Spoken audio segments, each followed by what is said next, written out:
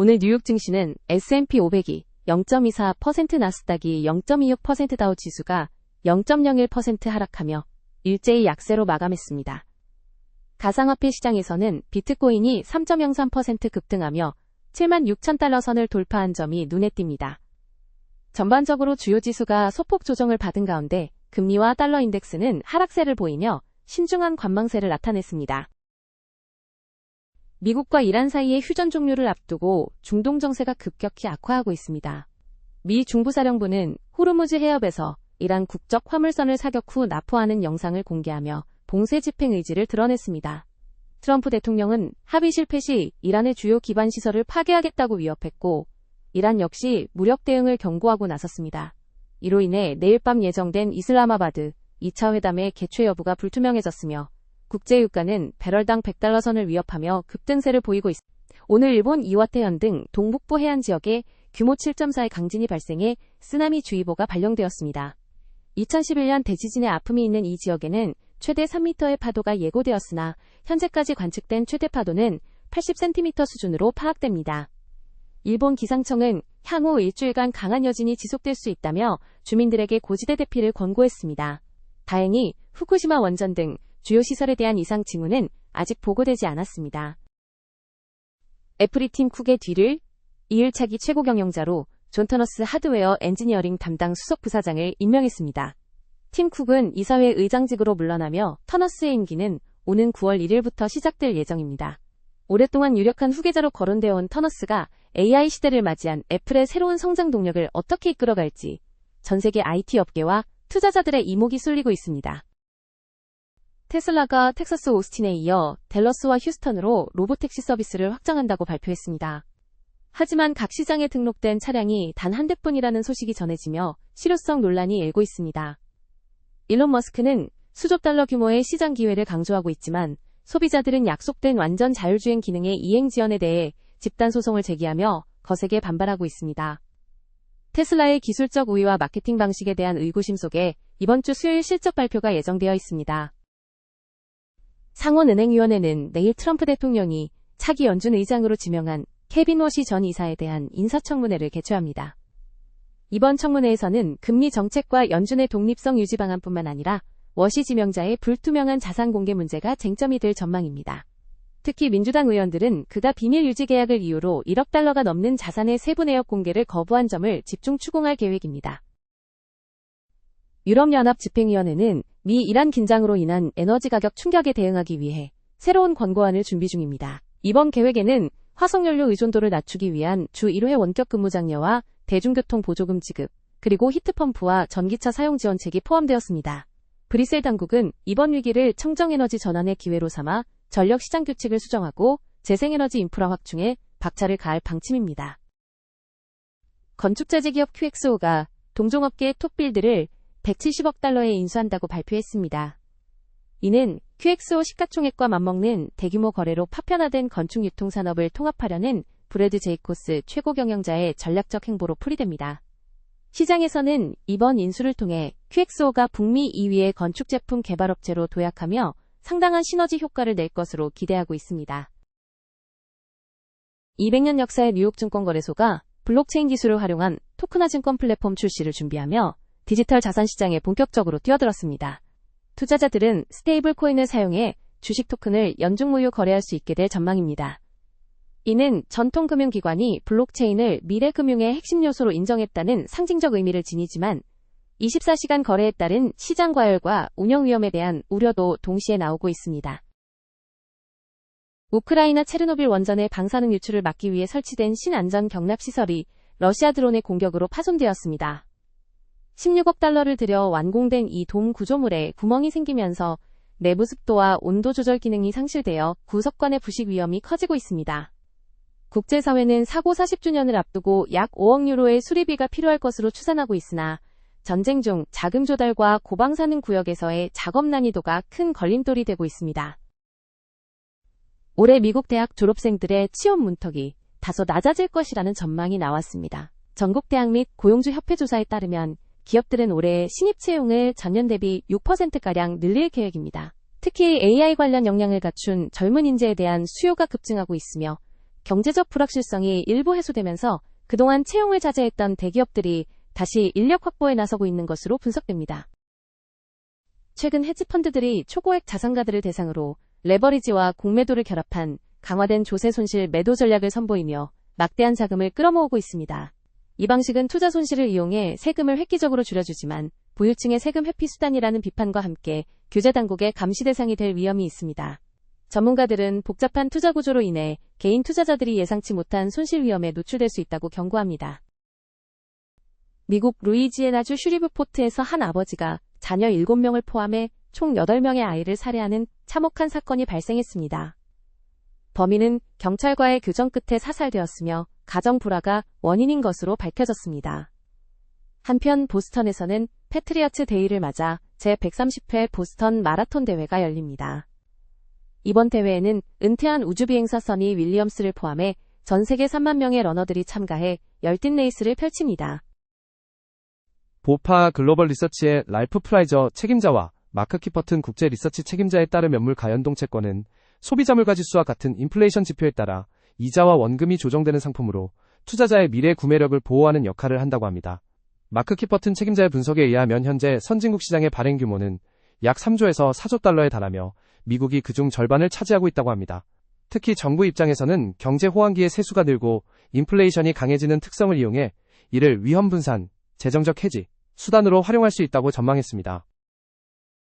보파 글로벌 리서치의 마크 키퍼튼 책임자에 따르면 최근 캐나다와 독일이 발행을 중단하고 영국이 비중을 줄이는 등 일부 국가에서 물가연동체 프로그램 축소하는 경향이 나타나고 있다고 합니다. 이는 저성장 고물가 스태그플레이션 환경에서 물가는 오르지만 경제성장이 둔화되어 정부의 재정 수입은 줄어드는 반면 인플레이션 지수 조정으로 인해 이자 비용 부담은 급격히 늘어나는 재정적 불일치 우려 때문이라고 분석했습니다.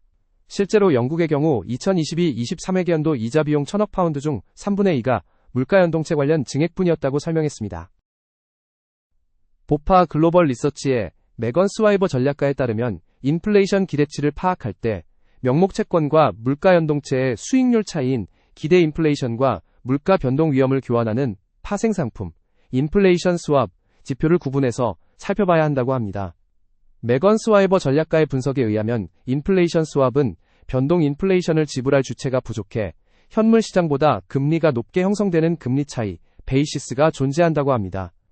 또한 최근 미국 시장에서 단기 기대 인플레이션이 하락하는 것은 시장의 견해 변화보다는 만기가 가까워짐에 따라 발생하는 보유이익 캐리 효과의 영향이 크기 때문에 지속적인 흐름을 파악하기 위해서는 인플레이션 스왑 시장에 집중하는 것이 더 나은 지표가 될 수 있다고 전망했습니다. 보파 글로벌 리서치의 메건 스와이버 전략가와 마크 키퍼튼 책임자에 따르면 이론적으로 저성장 고물가, 스태그플레이션 상황에서는 공급 측면의 충격으로 인플레이션 보상이 상승하고 물가 상승분을 뺀 실제금리, 실질 수익률은 하락해야 한다고 합니다. 하지만 메건 스와이버 전략가의 분석에 의하면 최근 미국에서는 유가 상승에도 불구하고 실질 수익률이 오히려 상승하는 과거 사례와 대조적인 모습이 나타나고 있다고 합니다. 마크 키퍼튼 책임자는 유럽에서도 비슷한 현상이 관찰되는 데에는 시장이 인플레이션 충격에 대응한 중앙은행의 고금리 유지 가능성과 국방비 지출 증가에 따른 재정 악화를 우려하고 있기 때문이라고 분석했습니다. 보파 글로벌 리서치의 메건 스와이버 전략가에 따르면 최근 미국의 인플레이션 스왑은 유가 상승 속도에 비해 뒤처지는 모습을 보이며 평탄한 곡선을 그리고 있다고 합니다.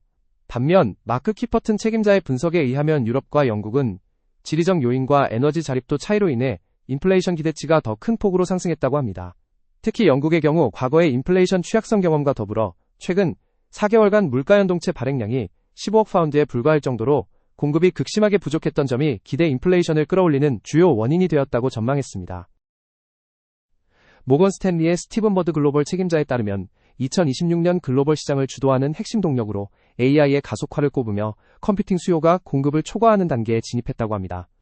스티븐 버드 책임자의 분석에 의하면 주간 토큰 사용량이 1월 초 6.4조 개에서 최근 22.7조 개로 약 250% 급증했으며 이러한 역량의 비약적 발전이 2026년에 결정적인 투자 스토리가 될 것이라고 전망했습니다. 특히 이러한 컴퓨팅 수요 급증을 중심으로 많은 시장 평균 대비 초과 수익, 알파 수익, 창출 기회가 존재할 것이라고 덧붙였습니다. 모건 스탠리의 스티븐 버드 글로벌 책임자에 따르면 AI 기술의 확산으로 인해 전체 직업의 약 90%가 자동화 또는 인간의 능력을 보완하는 기술 증강에 영향을 받게 될 것이라고 합니다.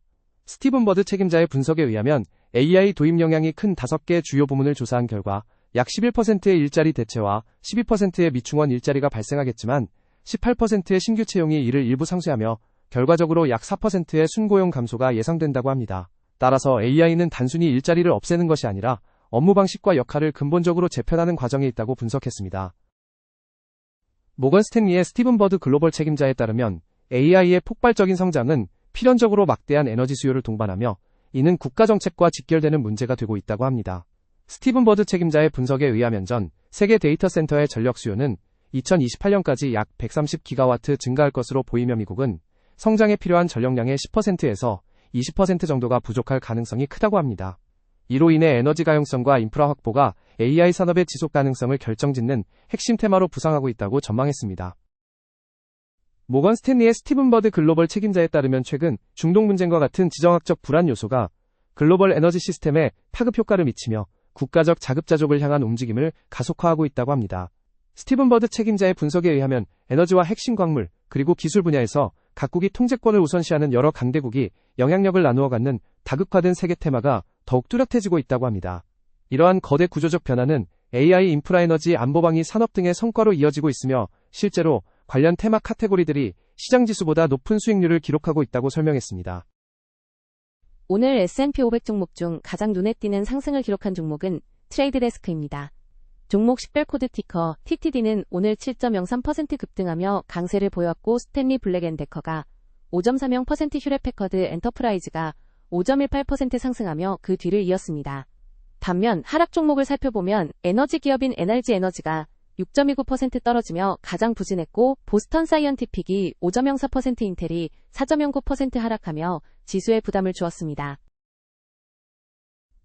섹터별 흐름을 보면 소재 섹터가 0.67% 오르며 가장 좋은 성적을 거뒀고 금융과 부동산 섹터가 각각 0.38%와 0.36% 상승하며 선방했습니다. 반면 헬스케어 섹터는 0.93% 하락하며 가장 낮은 수익률을 기록했고 유틸리티가 0.89%, 이류, 자동차 등 필수적이지 않은 소비재, 임의 소비재 섹터가 0.45% 내리며 하락세를 주도했습니다. 주요국 ETF 수익률을 살펴보면 중국 MCHI가 0.02% 소폭 상승한 반면 미국 SPY는 0.20%, 일본 EWJ는 0.95% 하락했습니다. 특히 한국 EWY는 1.47% 하락하며 상대적으로 낙폭이 컸습니다. 글로벌 시장 전체에서 가장 높은 수익률을 기록한 국가는 1.36% 상승한 노르웨이였으며 아르헨티나가 1.14%, 핀란드가 0.73%로 상위권에 이름을 올렸습니다. 반면 UAE가 2.65% 하락하며 가장 부진했고 그리스가 2.34%, 태국이 1.99% 밀리며 하위권을 기록했습니다. 이번 주 주요 기업 실적 발표 일정입니다. 4월 21일 화요일에는 CHOP, United Health Group, Northrop Grumman, Valmont Industries 등의 실적 발표가 예정되어 있습니다. 4월 22일 수요일에는 NVR, Elevance Health, United Rentals, CACI International 등의 실적 발표가 예정되어 있습니다. 4월 23일 목요일에는 First Citizens Bankshares Inc. Delaware, Ameriprise Financial, KLA, Betterware Mexico, SAPI DCV, Comfort Systems, USA, Lockheed Martin, Aon, Chemed 등의 실적 발표가 예정되어 있습니다. 4월 24일 금요일에는 Charter Communications, HC, A Healthcare 등의 실적 발표가 예정되어 있습니다. 투자자 여러분의 일정 관리에 참고하시기 바랍니다. 지금까지 2026년 4월 21일 글로벌 금융시장 소식이었습니다.